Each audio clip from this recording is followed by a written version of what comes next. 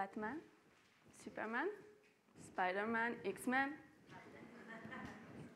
They are our favorite superheroes. We all know them. And I've always been fascinated by these characters. They have very specific characteristics. First, of course, they have extraordinary powers. They can fly, they can do everything. Second, they have a very strong moral sense of responsibility and motivation. Then, of course, they have a cast of friends to support them and enemies to fight. They have a headquarters, and they have a secret identity. They also have a story that explains the what and the why they became superheroes. And finally, of course, they have a costume. I'm going to tell you a story. When I discovered my first superheroes when I understood how to switch on the TV when I was a child. And the first superheroes I met was Captain Planet. You know it? It's an ecological cartoon where 4 teenagers are saving the world from ecological disasters thanks to magical rings. Yes. And I felt really impressed. And I said, I want to be these teenagers. It's so cool. And everything changed in my life. I was a child, but... And I can remember I was in kindergarten one day, and our teacher asked us to draw some red cars. But I was not so keen of cars, you know. So I decided to draw Elmer the elephant. You know Elmer the elephant? It's an elephant with a colored square. And when my teacher saw that, she got really upset. And she called my mother and said, I may be third. And during all the year, my teacher thought I was third. And all other children thought I was weird because all the cars were scotched on the wall, and my Elmer, the elephant, was in the middle. Yeah. And a few years later, I understand this is typically the story of my life. It's all about creativity against reluctance to change. And I discovered that entrepreneurs have a common superpower, which is called creativity. So I thought that maybe I was not so weird than I thought. And so I continued to grow up, and I was in Tunisia. I'm both French and Tunisian. And some people try to explain to me that because I'm a girl, I cannot bike, I cannot go wherever I want to go, you know. And I was 9 at that time. And I felt really indignated by that. And I decided to keep this indignation and frustration inside as a motor of motivation for action. Of course, I continued to grow up. I went to the university. There was no curriculum for superhero studies. So, of course, I followed the classical way. I get a master's degree at Sorbonne University in Paris. But, you know, you can think it's a joke, but it still stayed in the back of my mind that maybe one day I can change the world. Who knows? And, yeah, I studied gender issues and women travelers at the 19th century because I thought that these women were pioneers against women gender inequalities in the world. They were fighters, and I appreciate them a lot. So I grew up. I made a lot of projects, created an NGO in Paris to support youth entrepreneurs, getting an Ashoka grant at 18. And so this year, I was 24, very busy, scaling up old projects, making new projects all over the world. And something happened in my life. My father left us. And I hope he's now in paradise, because he teaches me a lot. It was very hard, because I understood I was not anymore in a playground in kindergarten. And I had to choose, with my fears and my expectation, what I wanted to become. I was now an adult. And I decided, and it may be naive, but I decided to do my coming out as a superhero. Yes.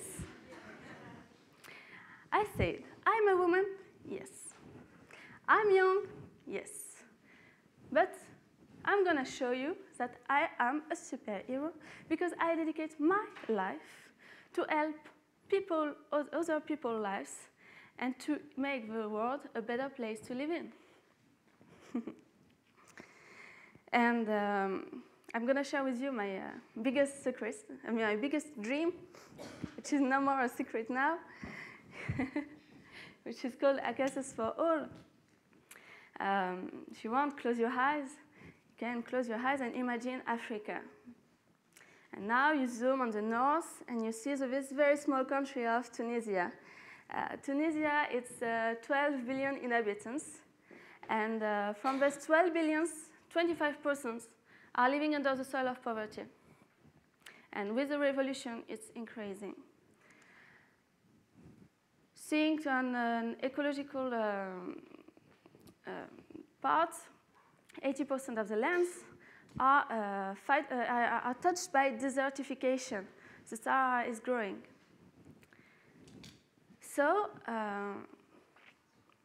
facing all these issues, and as I wanted to become a superhero, as I say, I decided to fight desertification, poverty, but also gender inequalities in Tunisia, to plant 10,000 acacias trees in rural areas for women so they can collect Arabic gum, sell it, get the financial incomes, and in the same time, stop the desert advance.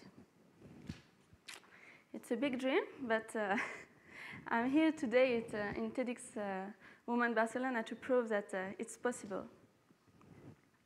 And you know, it's not easy every day to be a social entrepreneur, to be a superhero.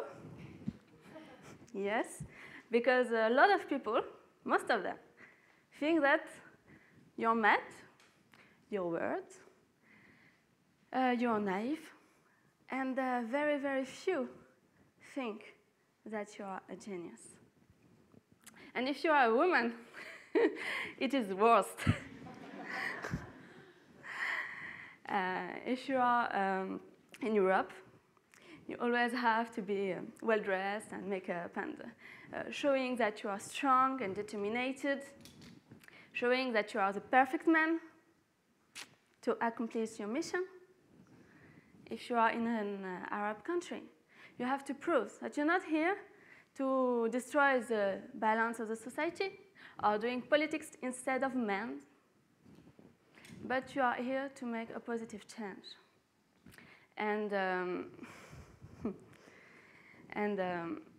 I'm both French and Tunisian, so I'm very proud of that, of being multicultural fruit. And and I know, as I traveled a lot, that women are all potential change makers. In Arab countries, Islam came to give us women, first Muslim were women, the right to learn, to teach, to work, to make a change in the society.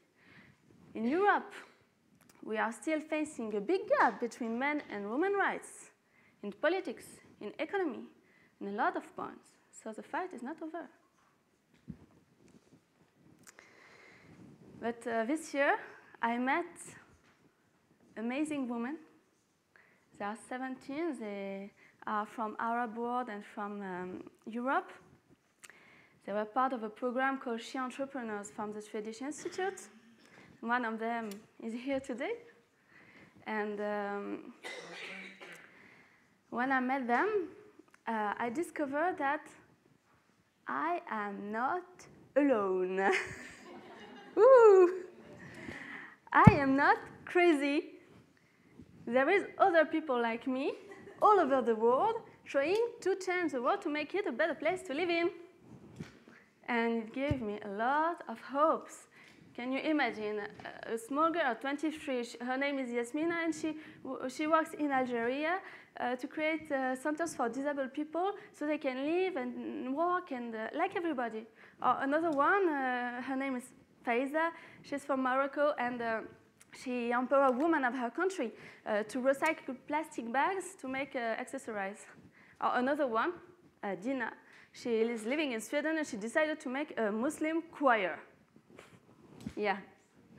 So they are absolutely amazing. They are women, they are young, and they dedicate their life to change the world. And in my eyes, they are really superheroes, because even against prejudices, even if people think that it's not women's works, they do it, and they do it very well. And you know, all these superheroes all over the world, they cannot work, they cannot grow, they cannot develop their ideas if they are alone. I discovered that this year. They need supporters, like Superman have Lois Lane, like Batman have Robin. We need supporters to say, go on, you do a great job. And that's why today I'm very happy to be here and to see all of you, because you are TEDx participants, our supporters. You are here to meet us and to listen to our stories, and thank you, because you give us the strength to fight our everyday enemies, and there are many, many, many. So I will ask you a favor for that conclusion. If you, maybe you, like me, you wanted when you were a child to become a superhero. So if so, or if you think that all these women here are for sure superheroes, I would like you to get up and to applaud them.